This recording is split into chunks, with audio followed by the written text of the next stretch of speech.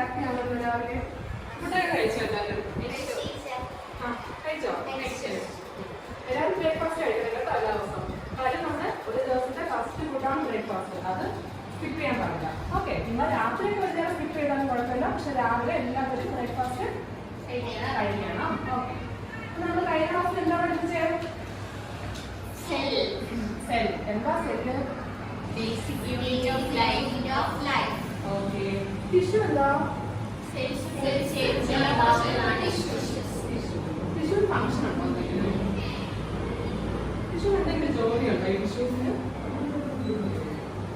ഉണ്ടോ? അറിയില്ല. അപ്പം സെൽസ് കുറിച്ചാണ് ടിഷ്യൂസ് ഉണ്ടാകുന്നത്. പക്ഷേ അതിന് പ്രത്യേക ഒരു ഫംഗ്ഷൻ ഉണ്ട്.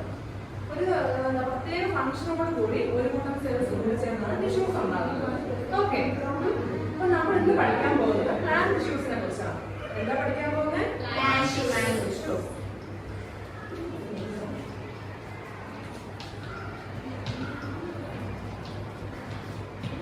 ഓക്കെ, അപ്പൊ പ്ലാന്റ് ടിഷ്യൂസ് പ്രധാനമായിട്ടും 3 types ആണ്.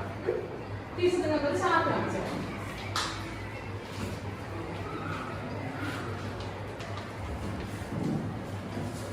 കണ്ടോ? പ്ലാന്റ് ടിഷ്യൂസ് ആണ് ചാർട്ടിൽ കാണിച്ചു തരുന്നത്.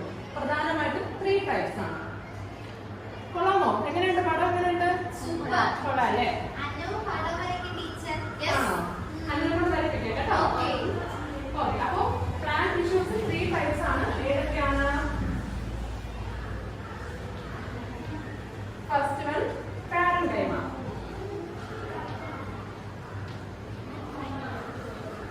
കണ്ടോ? നിങ്ങൾ പാരൻകൈമ കണ്ടോ? അന്നൊരു വരയ്ക്കാൻ പറ്റുമോ ഇത്?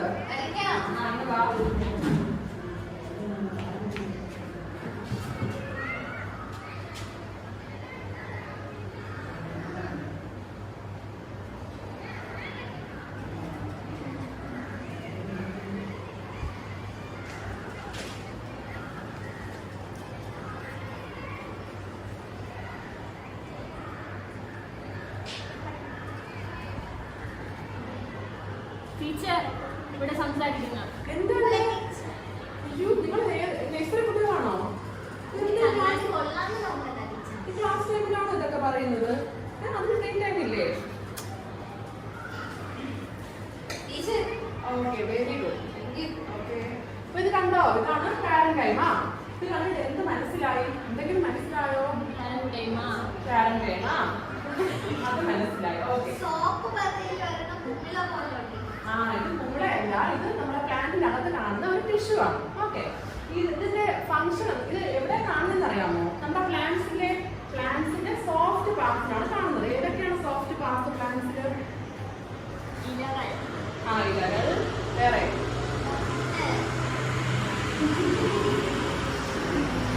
ഫ്ലവേഴ്സ്, പിന്നെ എവിടെയൊക്കെയുണ്ട്? എവിടെയൊക്കെയാ?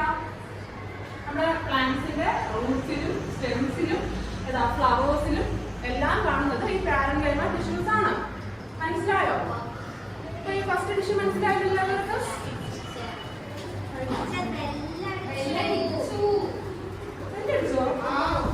ഫുഡ് കഴിക്കാൻ സമയമായിരുന്നു. എല്ലാവരും ഫുഡ് കൊണ്ടുവന്നോ? ഹെൽത്തി ആയിട്ടുള്ള ഫുഡാണോ കൊണ്ടുവന്നത്?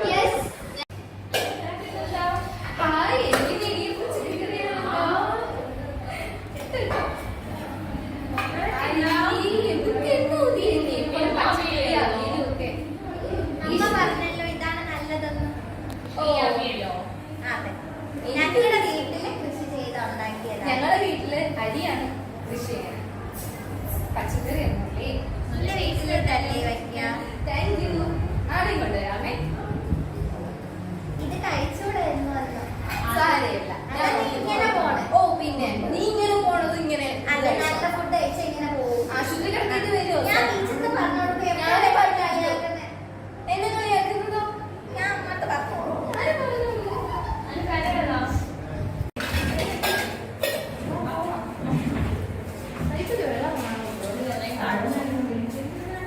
ഇത്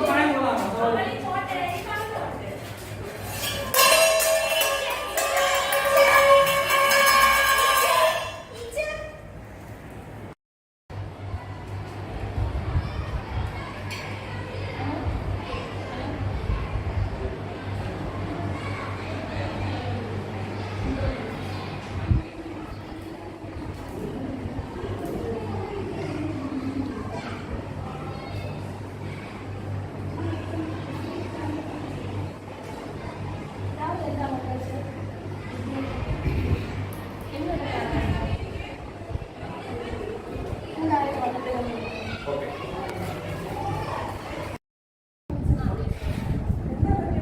കുട്ടി അനീമിക്കാണ്. രാവിലെ എന്താ ആഹാരം ഡെയിലി എന്താ കഴിക്കാറ്?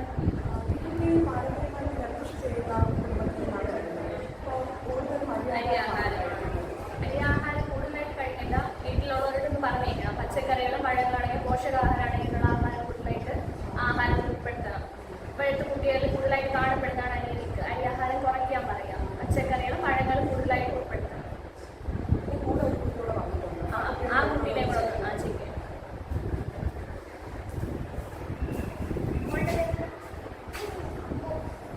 രാവിലെ ആഹാരം കഴിച്ചോ?